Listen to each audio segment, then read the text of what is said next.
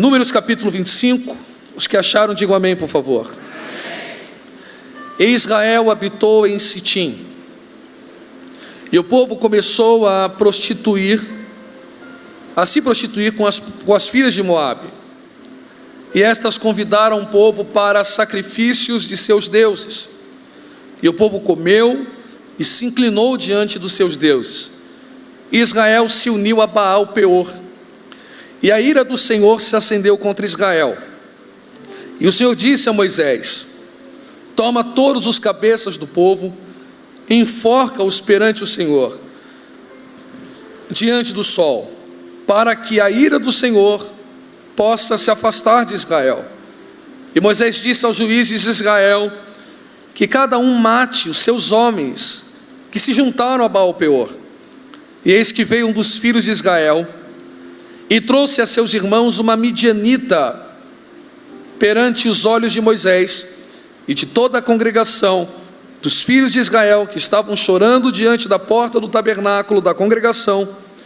E quando Finéias, filho de Eleazar, filho de Arão, o sacerdote, viu isto, levantou-se do meio da congregação e tomou uma lança na sua mão e foi em busca do homem israelita até a tenda e furou a ambos pelo seu ventre, ao homem de Israel e à mulher.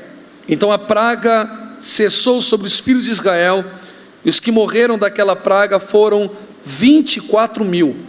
E o Senhor falou a Moisés dizendo: Finéias, filho de Eleazar, filho de Arão, o sacerdote, desviou a minha ira de sobre os filhos de Israel, enquanto ele foi zeloso por mim entre eles, de modo que no meu zelo não consumi os filhos de Israel.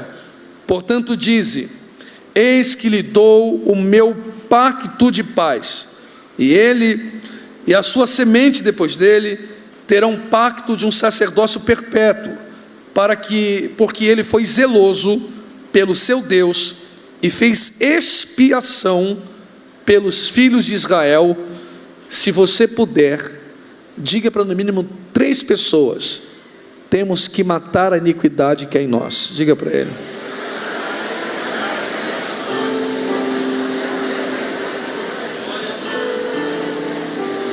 Amados, como eu disse essa noite, como a intenção do projeto é refletir, e a partir da reflexão, queira Deus, possamos tomar bons rumos da vida.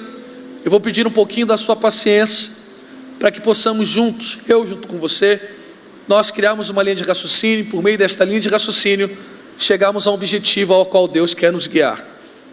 Amados, Deus é um ser que, eu dizia isto num evento que foi feito aqui na DEP até, onde o cantor Anderson cantou, ministrou louvor, que eu dizia que Deus é um ser infinito, automaticamente atemporal, incorpóreo e indivisível.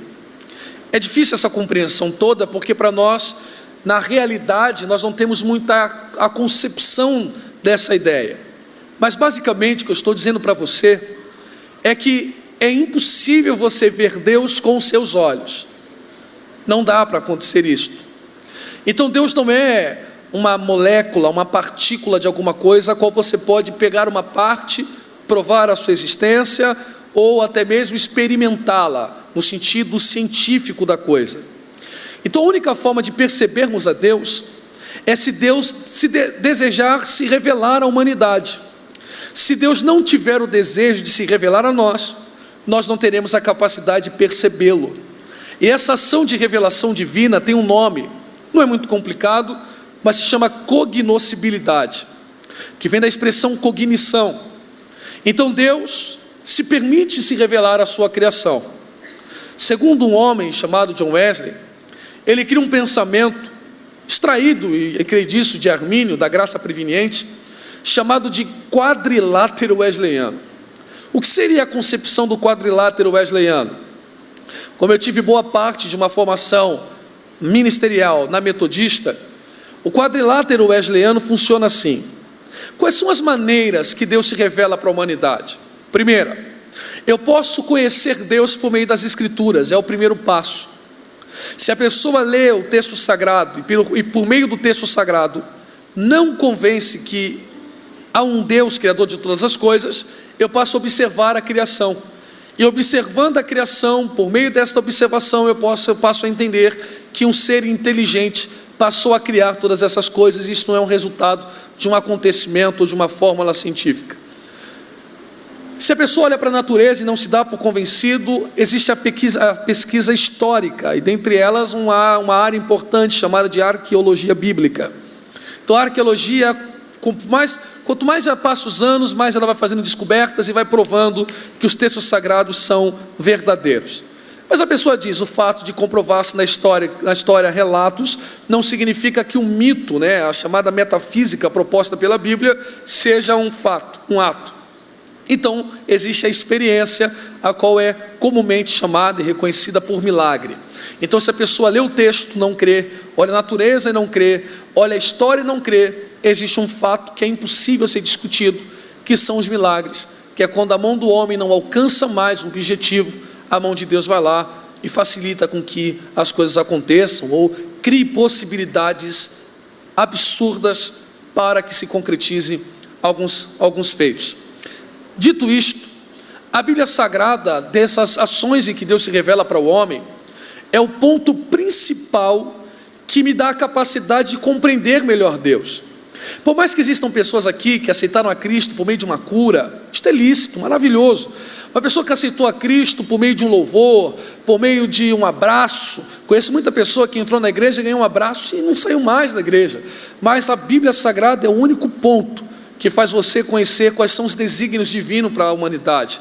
Qual é a sua vontade, o que é santidade, o que é o oposto de santidade, o que é céu, o que é inferno, e assim sucessivamente. E nesta revelação divina do que Deus deseja para os homens, dos seus desígnios, da sua vontade e etc., Deus tem algumas maneiras de se relacionar com o seu povo. E nessas maneiras de relacionamento, Ele utiliza coisas do nosso convívio para que haja uma proximidade, uma compreensão melhor de como Ele está propondo este relacionamento. Existem momentos que a Bíblia Sagrada nos terá como pedras. Existia um ensino antigamente, quando eu fiz o seminário, isso lá com 17 anos de idade, existia uma matéria na teologia chamada de tipologia. Hoje não existe mais, eu creio que as maiorias das academias não utilizam mais a matéria da tipologia. Mas você tinha, por exemplo, Jesus é a pedra principal, nós somos o que? As pedras. Jesus é o pastor, nós somos as ovelhas. Jesus é o sumo sacerdote, nós somos a nação de sacerdotes, e damos esse sacerdote por meio dele. Deus é o Pai, nós somos os filhos. E existem de tantos retratos que a Bíblia Sagrada trata, existem dois que são mais conhecidos: Ele como pai, nós como filhos, e Ele como esposo, nós como esposa ou noiva. Então tem uma ideia também de relacionamento de casal. Só que esse relacionamento de casal não é um relacionamento sexual, é um relacionamento de unificação. Quando você decide casar com alguém, e claro, se você casou no civil, você está casado, mas você reconhece que o casamento é uma instituição da vontade de Deus, e Deus abençoa a família, e você quer a bênção da igreja. Quando você se aproxima do altar, todos nós veremos duas pessoas. Deus vê uma. Sairão da casa do seu pai e da sua mãe, e serão quantas carnes? Uma só carne. Então, os corpos se possuem, um se encaixa no outro, se entrelaça no outro, podem gerar vida, um tem parte no corpo do outro, então é uma carne só. E eu acho que esta é a ideia de esposo e esposa, de pertencimento. Você é minha, e só eu me encaixo em você, e vocês são meus, só vocês se encaixam em mim.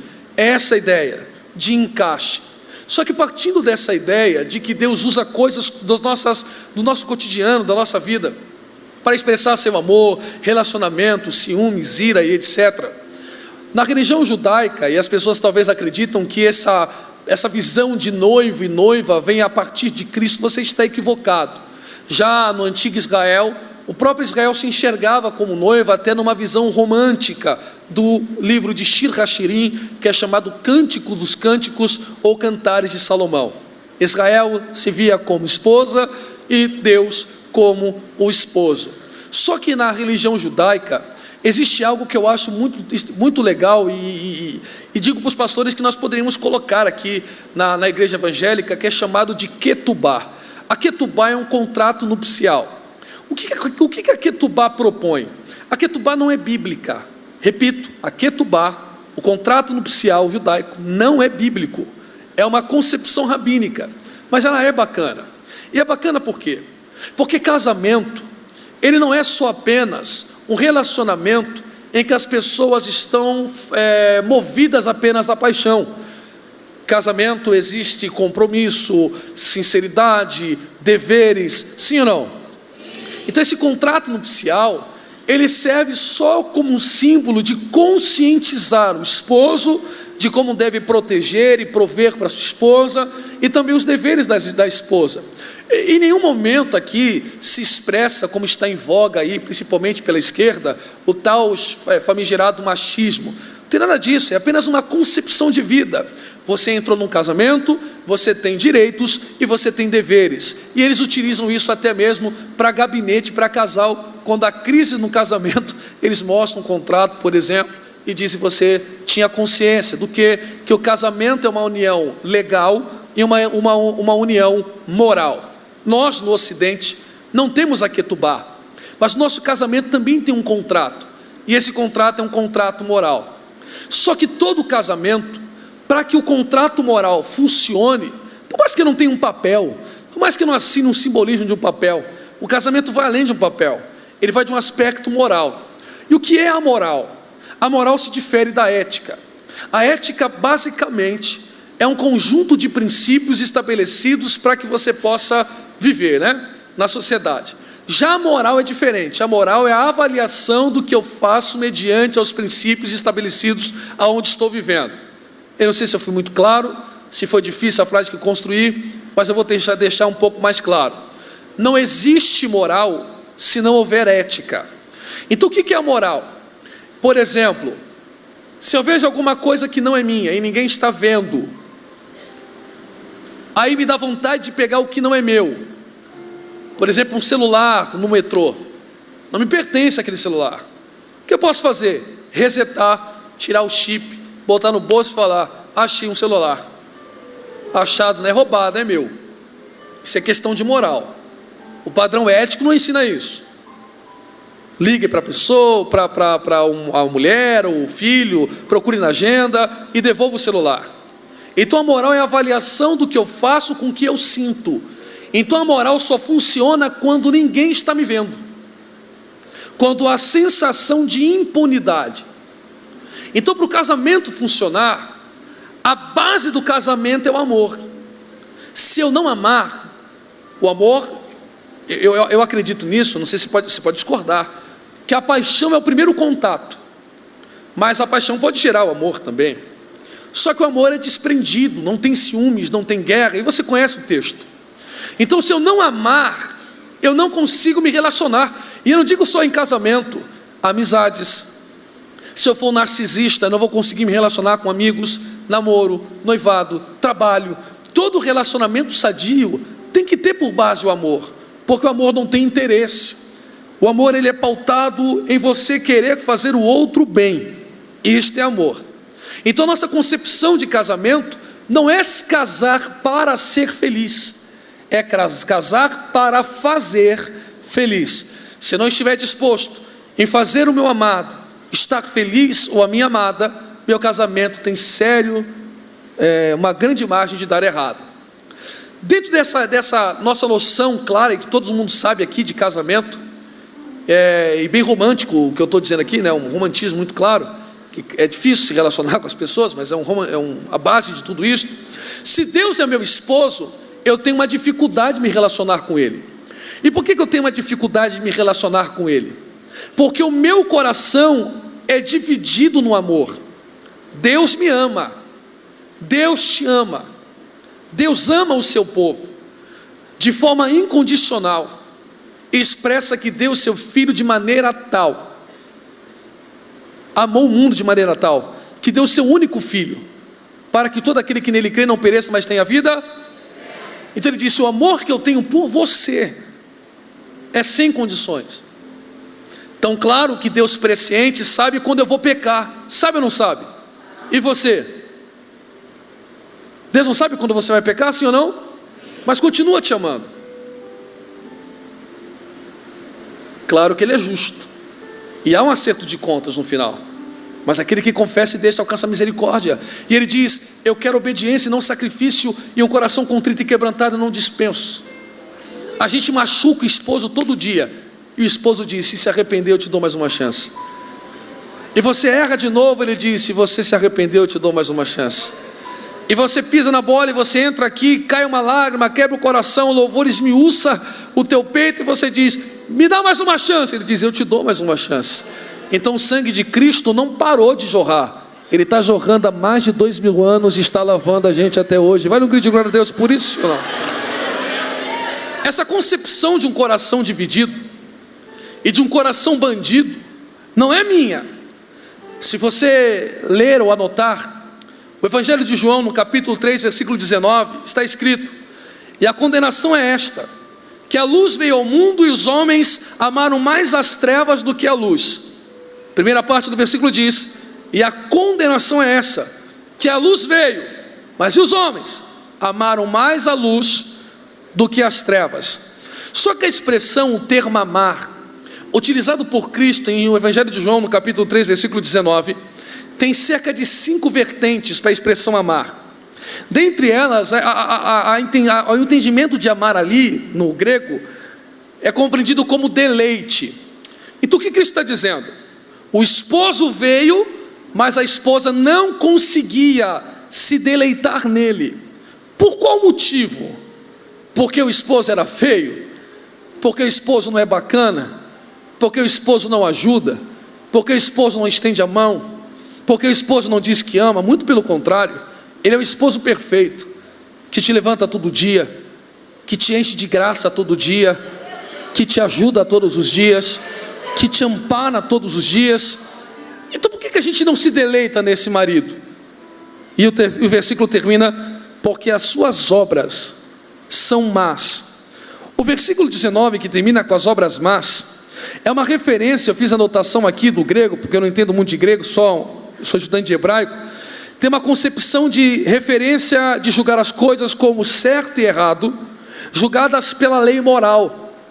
Ou seja, esse termo também, más obras, as obras, ele chega a ser um pouco mais aprofundado, e segundo o dicionário, o lesético, ele é tido como um sentido mais amplo, relacionado como espírito ímpio, maldade, perversidade, chegando a ser ligado ao próprio Satanás. Qual é o problema? É que eu amo esse esposo, mas não é que eu amo, eu gosto dele, mas meu coração é de outro. Compreende?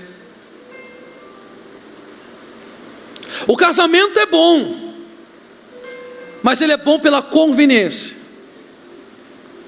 Quando eu casei com Deus, é porque é muito bom casar com Ele. Ele me perdoa, Ele me ouve, Ele me responde, Ele me investe em mim. O problema é que coração, como diz o outro, é terra que ninguém pisa. Ele me oferece amor, mas me perdoa a expressão, meu coração é vagabundo. Tem um amante. E qual é o amante? A minha própria carne. Então, por isso diz o texto: entre amar a Deus e a luz, eles amaram mais as trevas. Não é que você não ame a Deus, você quer investir no casamento, mas há um namorado aqui dentro, que bate na minha porta quando eu acho que o esposo não está vendo. E esse não é o diabo. O diabo é amigo do meu namorado. E por que namorado? Porque meu namorado se chama Carlos Júnior. Talvez você, irmã, chamada Fernanda, sua namorada chama-se Fernanda, porque a gente namora com a gente mesmo. E é difícil negociar. Quando o amante é muito bom, o casamento vira só conveniência. Então como é que esse casamento anda? Como é que dá certo isso? O esposo viu que ia te perder, e vendo que ia te perder porque você não cumpria o contrato, e ele te mostrou a Ketubá: viva no contrato. O amante só quer te usar. Se ele quisesse, ele tinha um compromisso contigo, porque quem ama respeita. Carlos Júnior, o Carlos Júnior aí não te respeita. Ele quer estragar teu futuro, ele quer estragar a tua vida. Esse Carlos Júnior com você não pensa, é só paixão, é só fogo. Mas o que eu tenho para você é um projeto. O que eu tenho para você é salvação. E o que eu tenho para você é tão grande que você não tem noção do tamanho, pois o que os olhos não viram, os ouvidos não ouviram, e nem subiu ao coração do homem, é o que eu preparei para o nosso casamento. Quando ele viu que ia te perder, o noivo disse: eu vou. E eu vou lutar com esse amigo que fica fazendo aviãozinho para você se deitar com seu amante. Porque o diabo não entra em você para você pecar. Ele apenas te chaveca. Meu amigo quer ficar contigo. Que amigo? Carlos Júnior. Ele está louco para você sair para beber. Bora. Carlos Júnior está chamando para você perder a paciência e fazer loucura. Carlos Júnior está te chamando para você revidar na rede social. Carlos Júnior está te chamando para você dar uma entrosada melhor. Aproveita, aproveita, aproveita. E eu comecei a ouvir o amante, e aí o meu marido disse assim: não, se você não é forte, eu sou por você. E o que é que faz você estar aqui? Se o seu coração está tão dividido, é graça. Não é porque você é santo, não é porque você é tão bom, é porque uma graça esmurrou o teu coração e disse: abre essa porta. Alguém está entendendo e já está glorificando? Por isso a concepção de graça é amor imerecido. Nós não merecíamos estar aqui, porque o nosso coração está dividido e o esposo sabe, mas ele te ama tanto, ele te ama tanto. Só 3 deram glória a Deus. Ele te ama tanto que ele sabe que de vez em quando você vai dar um rolezinho com seu amante, mas ele está dizendo: se você confessar, eu não vou entrar em desquite, e nem vou te entregar a carta de divórcio, e se apelar para o litigioso não adianta, pois o juiz da vara de família é aquele que está sentado no trono. Ele diz: eu não entrego essa carta de divórcio, diz o texto. Eu não entrego a carta de divórcio. Um dos exemplos bem citados e colocados que nós podemos pensar está em Gálatas. Gálatas é uma comunidade. Você não quer mais ouvir? Você está me achando chato hoje. Quem quer ouvir ainda, diga glória a Deus, por favor. A igreja da Galácia, os Gálatas, acredita-se, e aí eu acho que é quase uníssono, que a igreja lá era composta de mais gentios do que judeus. E os judeus batiam na porta da igreja dos Gálatas e diziam: irmão, eu estranho a expressão judaizar. Eu estranho tanta coisa, é melhor nem falar. Estranho tanta coisa que não tem coerência. Porque eu estudo judaísmo há 10 anos. Há 10 anos. E fui até convidado a fazer uma resenha para uma grande editora, porque eu sou cliente deles há muitos anos, e eu estava conversando sobre um assunto que eles não abrem para ninguém, e eles pediram que eu fizesse uma resenha. Então, assim, irmãos, eu conheço um pouco de judaísmo. Então não existe judaizar, porque para o judeu, salvação é uma coisa muito diferente da nossa concepção. Até porque você não precisa se converter ao judaísmo para ser salvo de judeus, basta praticar as 7 leis de Noah, as 7 leis universais. Mas tudo bem. O que os judeus diziam para eles? Vocês buscam a Deus por meio do quê? Quem quer escutar, diga amém. Amém. Preste atenção no que eu vou lhe dizer. Vocês buscam a Deus por meio de quem? Porque a concepção de lei para judeu não é lei, é preceito. Preceito é uma coisa, lei é outra. O que é lei? Lei ou norma jurídica, eu sei que tem advogado aqui, é algo imposto. Ou você Perdão, ou você faz, ou você faz. E o que é preceito?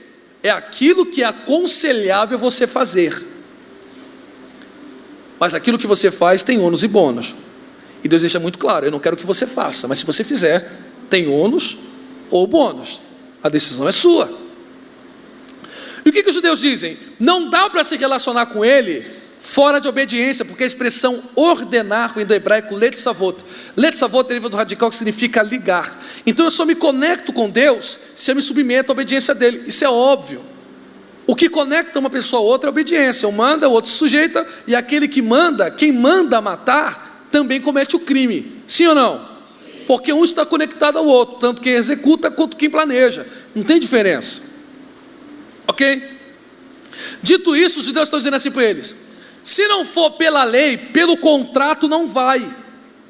Aí Paulo diz: mas pelo contrato não funciona, porque eu não consigo cumprir o contrato. Está entendendo?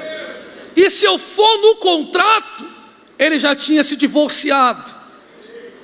Mas não é pelo contrato, é porque ele me ama de forma incondicional e segura na minha mão. Aí ele dá o exemplo de Abraão e os seus 2 filhos. O primeiro filho de Abraão é quem? Quem? Ismael. E ele é filho de qual mulher? Agar. Aí ele diz: e o filho da escrava não era livre, mas o filho de Sara era. O que Paulo está dizendo? Ele nos libertou do contrato. Opa! Só que Paulo não é bobo. E por que não é bobo? Ao mesmo ponto que ele diz: mas somos livres, somos livres, né, da lei, não significa que eu sou livre do aspecto moral. Por mais que eu não assinei um contrato, ele está dizendo: sua relação com seu esposo vai além de uma certidão de casamento. E o que eu tenho que fazer? Aí ele escreve no capítulo 5, versículo 13 de Gálatas: porque vós, irmãos, fostes chamados à liberdade, porém não useis a liberdade para dar ocasião à carne. Só que o termo utilizado por Paulo para carne ali denota o ponto de alguma coisa que vem da raiz mover ou impulsionar. O que Paulo está dizendo? Não deixe a carne te impulsionar, porque ela é o teu amante. Você tem que olhar para ela e falar: acabou a ficada, eu casei, me respeita. Só que esse Ricardão é teimoso, porque ele sabe que tem uma queda. Então meu eu bate todo dia na porta, porque ele sabe que eu estou de charme. E o meu eu diz: eu sei do que você gosta, e eu sei que você me quer. E aí entra um conflito, e Paulo disse em Romanos capítulo 7, diz o quê? Eu sou miserável, porque o bem que eu quero, mas o mal que eu não quero. Miserável que sou, quem me livrará do corpo dessa morte? Não se canse, disse que é um pouco mais devagar, a gente vai chegar lá. Quem ainda quer ouvir, diga amém. Não se canse, por favor. Alguns interpretam o corpo da morte como uma prisão romana. Tinha um prisioneiro que ficava acorrentado nas suas costas, e quando ele morria, a lei era que o corpo permanecesse amarrado. Algumas interpretações dizem isso. Eu não posso afirmar se é o que Paulo está em mente, mas alguns estudiosos dizem que é isso. Um prisioneiro romano é preso, não podia ser morto, e aí tinha um prisioneiro posto nas costas dele, e aí quando o outro morria, o peso do corpo permanecia. Então Paulo está dizendo assim: ó, eu já matei a carne, mas ela ainda está fazendo peso. Só que ele termina dizendo: mas a lei do Espírito é vida. O que Paulo está concluindo é: por mais que eu, aqui na terra, não consiga alcançar a perfeição, eu não posso usar a minha liberdade e me acomodar com isso. Eu tenho que lutar Olha aí, alguém está entendendo? Contra o meu lado miserável. E aí eu vou fazer você refletir agora. E refletir como? O texto que lemos é extraordinário para isso. Por que extraordinário? Eu vou te provar que Balaão ganhou. Eu vou te provar que Balaão conseguiu amaldiçoar o povo. Mas eu acho que você está com cara de janta. Quem quer ouvir ainda, diga glória a Deus, por favor. Eu vou te provar no texto sagrado, não é conjectura. O que está acontecendo? Para você entender Números 25, eu vou te contar uma história rápida para a gente mergulhar e eu não me estender muito para não estourar o horário. Israel sai do Egito.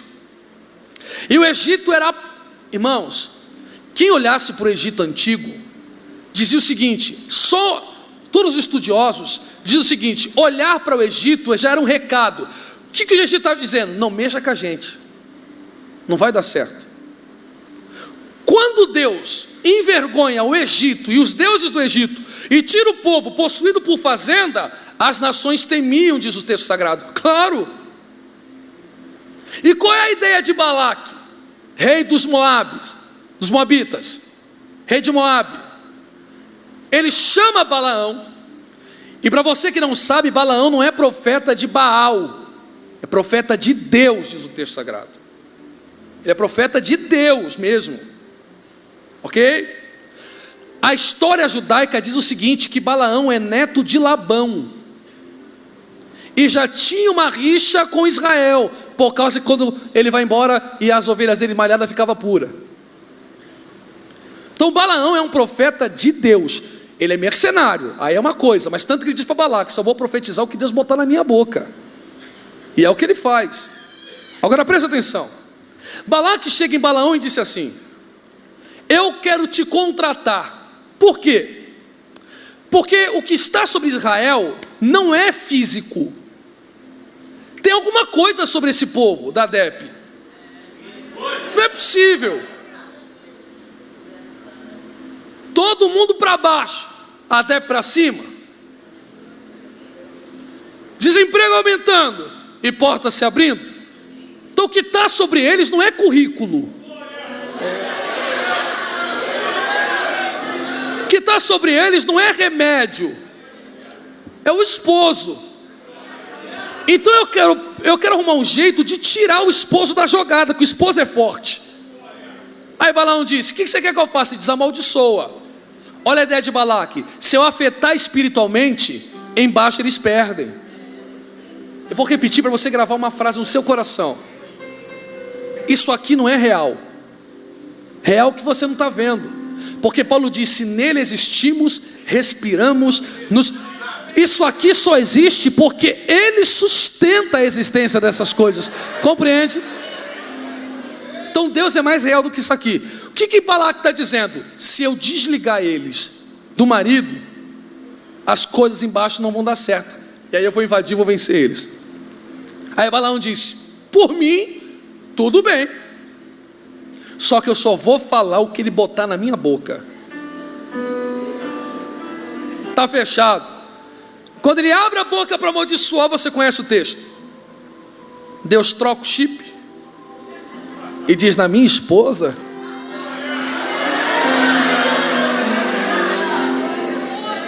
Como é que é? Na minha mulher? Nunca. Eu venci o Egito por eles. Eu dei meu filho por eles. Você acha que maldição vai pegar?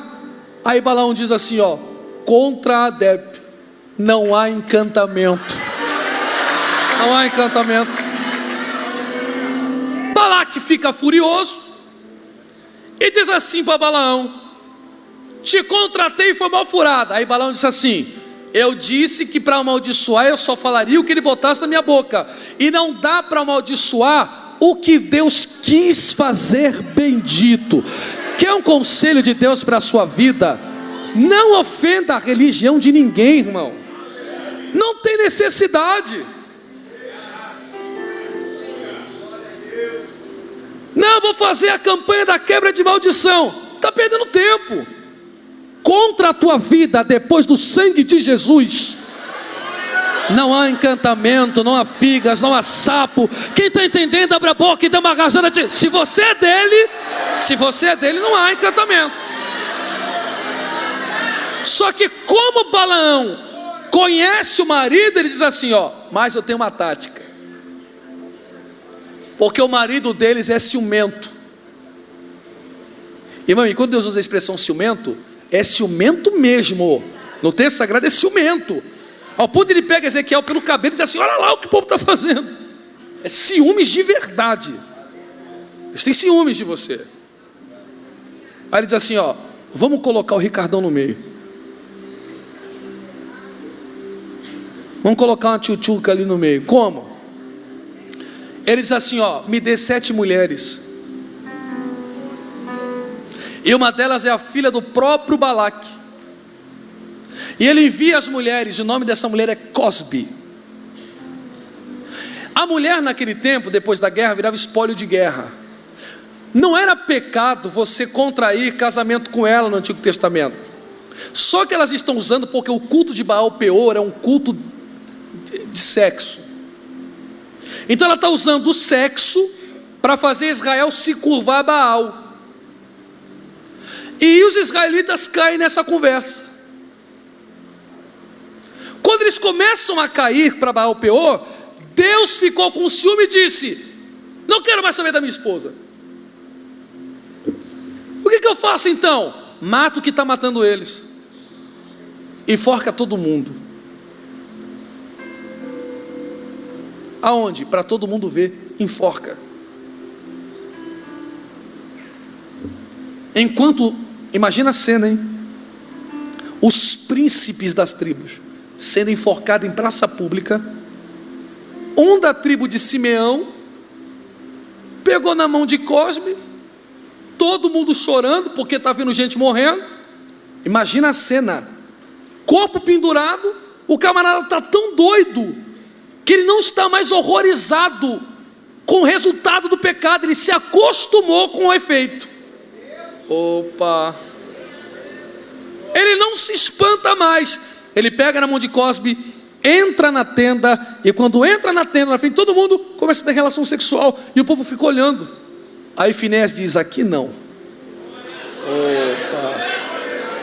E o que ele faz? Ele pega a lança e mata Zinri e mata Cosbe. Quando ele matou, Deus disse, acabou minha ira. Eu vi alguém que tem zelo por mim e tomou o meu ciúme. Eu gostaria muito que você abrisse a sua Bíblia lá em Números 31, 16, a gente vai mergulhar agora. Eu falei demais, eu disse que ia demorar um pouquinho, só essa noite, mas vai dar tudo certo. Versículo 16. Será que a gente consegue ler todo mundo junto? Números 31, versículo 16, no 3, 1, 2, 3 e...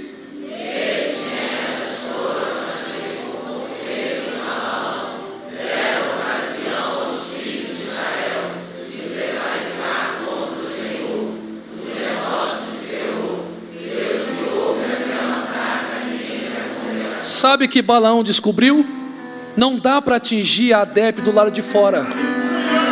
Não dá para agredir a Adep do lado de fora. Então o que faz? Mexe com a libido, mexe com os desejos, mexe dentro. Se a gente afetar dentro, vai corromper fora. Se afetar dentro, vai corromper fora. E o que é que Finéia faz? Ele crava a lança, não nos moabitas, mas em algo de dentro.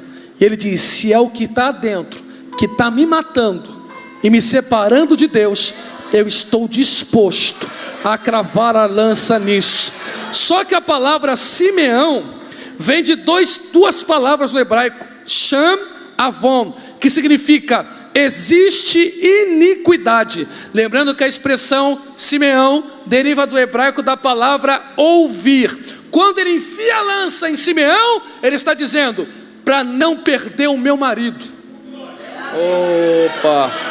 Para não perder quem me dá vida, quem me sustenta, quem me levanta, quem é a minha provisão, quem é o meu auxílio, quem é a minha cura. E a causa de eu não ser consumido, eu estou disposto a enfiar a lança naquilo que está me fazendo ouvir a iniquidade. Eu vim lhe dizer algo sem medo de errar. Se esta noite você pegar, não dinheiro, se você pegar não a chave do seu carro, nem a sua aliança, mas pegar a lança na mão. Que lança, pastor? Esta lança aqui, que somos purificados por ela, e dizer: eu vou matar aquilo que está fazendo eu ouvir iniquidade. Não só a ira de Deus tem um benefício. Qual é o benefício? Eu darei o sacerdócio perpétuo. Sumo sacerdote rompe o véu. Sabe o que Deus está dizendo? Quem tem coragem de matar a iniquidade verá a minha glória e terá liberdade. Levante as duas mãos o mais alto que você puder, não baixe a sua mão. Eu vou lhe dizer sem te ofender: o problema não é o teu namorado, é você que não segura a lança. O problema não é a tua namorada, é você que não segura a lança. O problema não é a faculdade, é você que não segura a lança. O problema não é a tecnologia é boa, é você que não segura a lança. O problema não é o WhatsApp, é a gente que não está segurando a lança. Mas Deus está nos chamando a uma responsabilidade. Se você segurar a lança, eu vou abrir o véu mais uma vez para você ver a minha glória pelo lado de dentro. Quem está recebendo a palavra que eu estou dizendo, dá um pulo dessa cadeira, Finéias, e um grito de glória se você puder. Me ajude a pregar. Bata na mão de 3 pessoas e diga para ela: eu não estou aqui para zombar de você, porque eu também tenho meu amante. Eu não estou aqui para zombar de você, porque o Ricardão bate na porta do meu coração todo dia. Eu vim aqui unir a minha fé com você e dizer: a gente precisa caminhar junto, a gente precisa pegar na mão do outro e usar a lança. Tome seu assento para eu continuar.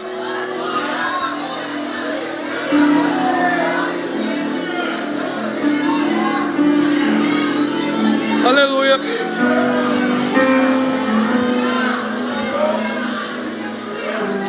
Eu ouvi uma frase esses dias, que eu só não postei a frase porque o meio evangélico está esquisito, sabe, irmão? Quem me conhece sabe que eu não gosto de empada. Irmão, eu tenho um sério problema com a empada. Quem inventou a empada não era crente. E quando te oferece empada com guaracampi, nossa, irmão, não dá. Não dá, irmão. Mas é óbvio, irmão, que se me colocar na mesa empada, você acha que eu vou falar: não come empada? Eu não tenho pé rosa não, irmão. Eu sou raiz, não sou Nutella não, pô. É negro tipo A. Se botar na mesa eu vou comer. Você acha que você é mal educado? Mas como eu sou conhecido, o Brasil todo sabe que eu não como a bendita. Outubro eu estou indo para a França. Os irmãos da França brincou comigo: vai ter empada. Eu já não aguento mais a brincadeira da empada, porque todo mundo sabe que eu não como empada. Irmão, o cheiro da empada solta o meu Barrabás. E a minha mãe gosta de empada. E ela me tortura porque ela fala assim: ai filho, eu queria comer empada.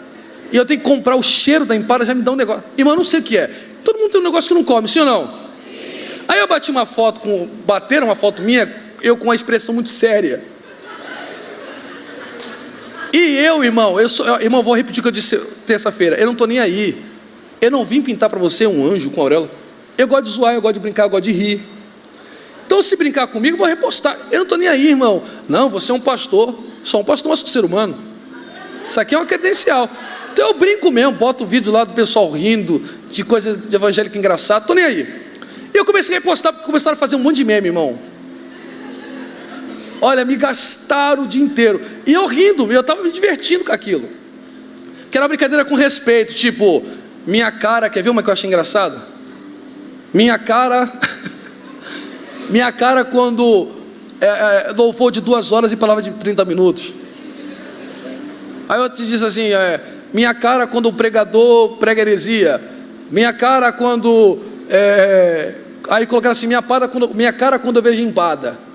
Aí eu coloquei, aí acertou. Aí eu recebi uma mensagem no direct: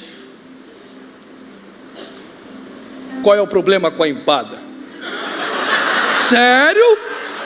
O advogado da empada me visitou no Instagram. Irmão, se eu estiver mentindo, eu quero morrer preto. Eu estou falando sério. Sem brincadeira, eu estou falando sério. O advogado da empada com tudo na mão. Segura o processo. Eu falei, eu não entendi nada. Ele falou assim, ó: os pregadores estão soberbos, não comem empada. Eu falei, meu Deus, pastor, eu pensei em tirar print para rir, mas eu sei que se eu fizesse, nego ia lá ofender o rapaz. Porque crente sabe como é que é. Nego ia lá ofender o rapaz. Aí eu dei uma segurada. Eu disse para ele, meu filho, eu só não gosto da empada. Só isso. Mas se você fizer uma empada boa, eu até como, se for problema. Você vê, irmão, onde a gente está. Olha a mentalidade dos crentes. Esse é mais ou menos, mas tudo bem. Brincadeira. Até me perdi falando da empada aqui. A frase, lembrei. Então eu vou falar a frase aqui. Eu pensei em postar a frase, mas não vou postar, porque eu não sei o que está acontecendo com o mundo. Mas a frase é uma verdade. Qual é a frase? Não é minha, não. A frase é: o evangelho é para cretino. Opa! Ele disse, não vim para quem está curado, eu vim para quem está doente. Evangelho é para prostituta, para o bandido, para o assassino. Evangelho é para cretino. Só que quando ele entra, ele amassa o barro, ele quebra o barro. E aquele que era e vivia uma vida horrorosa, vive uma vida santificada para... Vale um grito de glória a Deus, isso aí, sim ou não? Pois ele é coisa de cretino. Se você está procurando pessoa perfeita, você está no lugar errado. Aqui é lugar de doente. Aqui é lugar de quem precisa de cura, que é hospital. Eu vou terminar te dizendo algo. Existe um grande valente, e eu concluo, um grande guerreiro, talvez um dos melhores, depois de Davi. Que isso aqui, os obreiros aqui nem da Universal, velho. Obrigado, mano. Você é louco. Você é louco. Não, tá doido. Poxa, quando eu for presidente eu quero uma igreja assim. Tá doido. Escute, tem um guerreiro que isso não é melhor do que Davi e Abner, Joabe. Joabe é um grande guerreiro, eu vou concluir. Só que é um valente fraco. E por que valente e fraco? Porque Joabe vence todo mundo, mas não se vence. Se chamar Joabe para encher laje, ele vem. Chamou Joabe para matar gigante, ele vai. Chamou Joabe para tomar Jebus ou Jerusalém, ele toma. Mas se mandar Joabe sentar, ele levanta. Se mandar ele levantar, ele senta. Se mandar ele calar, ele fala. Ele é pirracento. Davi diz não faz, ele faço. Davi diz não pode, ele diz pode. E ainda diz para o rei: você está guerreando do lado de quem? Olha, Joabe é assim, ele não se domina. Só que Joabe é um mal necessário para Davi. Davi quer matar Joabe, não aguenta mais. Quando Salomão sobe no trono, ele diz assim para Salomão: mata esse camarada.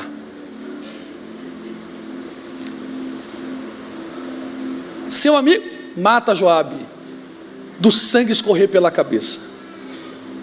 Conselho de Davi. Porque Joabe representa na nossa vida a nossa falta de domínio próprio. Quando ele chama Benaia para matar Joabe, Joabe sai correndo, segura nas pontas do altar e não sai de dentro do templo. Benaia volta e diz para Salomão: eu quero matar o que você não domina, mas o que você não domina está jogado no altar. Aí Salomão disse: mas é o único jeito de você matar Joabe. Quem não conhece altar não conhece equilíbrio. Eu vou repetir isso para você. Quem não conhece altar não mata seu Joabe. Mas se esta noite eu, você, nós não nos apontarmos, mas nos amarrarmos no altar, isso que você não domina passará a ser dominado para a glória do nome de Jesus. Você recebe esta palavra? Fica de pé comigo glorificando a Deus.